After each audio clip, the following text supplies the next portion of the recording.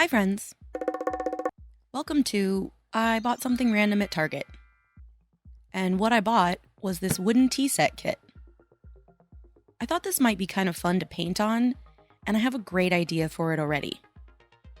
The box says it's for ages 4 plus, and luckily I am plus. It also says not for food use, which obviously, but also that's fine anyway because I hate tea.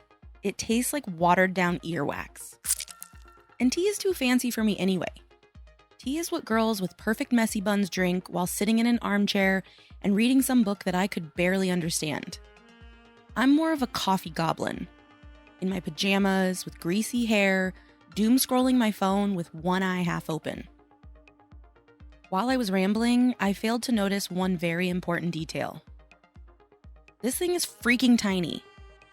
I thought it was going to be this big, like a small teapot. This is like a pocket teapot. Why is the box so big? Why did they need to waste that much space? And this isn't even the same pot. This has a hole. This does not have a hole. Lies. Absolute lies. I'm in genuine shock about how small this is.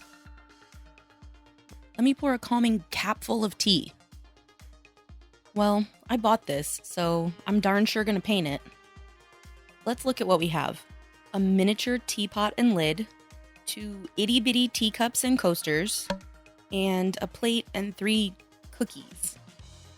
There's some scragglies on the edge of the pieces, and this cookie has some boogers on the back or something, so I'm gonna sand these down. I discovered later that I actually did a pretty awful job at removing the scragglies, but now that I chopped all my nails off, I don't look like such a wuss sanding. And I did get rid of that booger. Now it's time for some gesso. In my notes I wrote, say something funny about gesso. But there's nothing funny about gesso. I take it very seriously. Now we're ready for some paint. I have actually used Mondo Llama paint before, and it's not completely terrible. Plus, I really hate wasting stuff, so I am going to use this. But I already know it's not going to be enough, and I want to change some of the colors.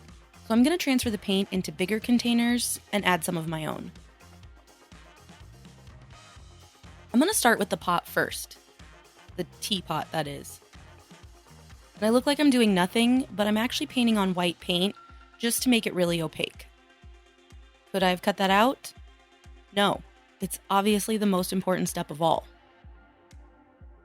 Next, I'm going to use this natural grain or seam line or whatever to tape off a line around the pot. I did it the wrong way first and had to redo it because I'm a genius, but I did finally get it taped correctly and then painted over the tape with white to seal it down and get a really crisp line. For the bottom, I'm going to use this bright spring green in many, many coats. And when I finally peel the tape off, you can see that there's only a few little spots that need touch-ups. Because I want to get this video out in a week instead of my usual 2 weeks, I really don't have the time to go over a ton of mistakes. So I'm trying to be really careful with my painting. Off camera, I measured and sketched out a little grid so that I could paint some diamonds on the top of the pot. I actually meant for it to be on camera, but I was so focused on getting it right that none of it was actually in frame. And using the teeniest, tiniest brush for the outlines, I only messed up in this one spot near the handles. Sweet. White paint over black won't be difficult at all. I'm gonna go with blue for the handle and really emphasize those scragglies. And pink for the spout. You might think this is a sort of strange combination of colors, or you might have figured out that I'm going for a Mad Hatter, Alice in Wonderland sort of theme. I had this idea way before I even opened the box, and I was super excited for it. But I am a little worried now that I know just how small these pieces are. I painted the inside gold and very, very carefully added some gold accent lines. After the touch-ups, the pot is done. For the lid, I'm going to sketch out and paint some purple stripes. A pink border, and then a gold underside and accents. And now we can see the full, appropriately unhinged color palette. Now, let's work on the cups. First, I'm going to paint some reddy pink blobs on them. These will eventually be roses, since that's like a theme in Alice in Wonderland. And then, again, I'm going to go with some contrasting colors.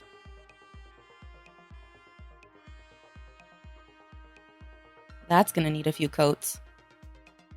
After the gold inside and rim was done, I finally added the details on the roses. So now, hopefully you know it's a rose. Now I'm marking out the plan for the saucers. Even though the Mad Hatter is, mad, I still felt like I needed to make things pretty precise. Like, yeah, it's clashy and none of it really makes sense, but everything is still sort of geometric and sharp. So I really spent a lot of time measuring things and drawing myself guidelines. And I used colored pencils for most of the guidelines so that it would be easier to paint over. Also, I was constantly switching between items and doing first coats and second and third and fourth coats, and I wasn't filming the extra coats because boring, but because I was switching around so much and recording some things but not others, I didn't record things that I should have and recorded quite a few nothings. Which actually seems completely on theme for a Mad Hatter tea party. Like, half of this video should just be blank shots of the background with random things just popping in and out of frame. Alright, with these done, we're halfway there. Next, we have the plate for the cookies. Again, with the white paint. And yes, I use tape to measure out and mark lines. I'm going a bit mad myself.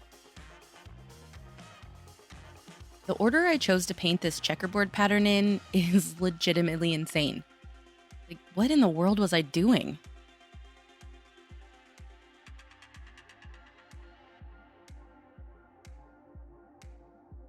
And I originally planned for this border to be pink and not green, but I somehow just completely lost track of what I was doing.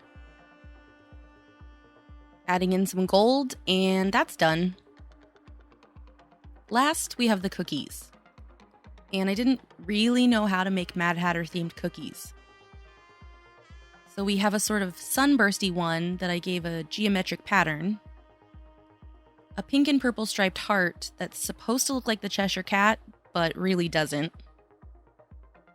and this scallopy one that I'm going to try to turn into a rose.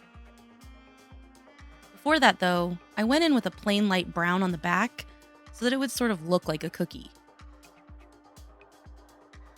And then I tried to add some detail with puffy paint.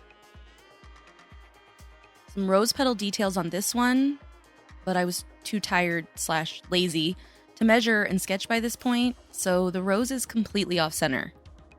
And no amount of fudging with it is going to fix that.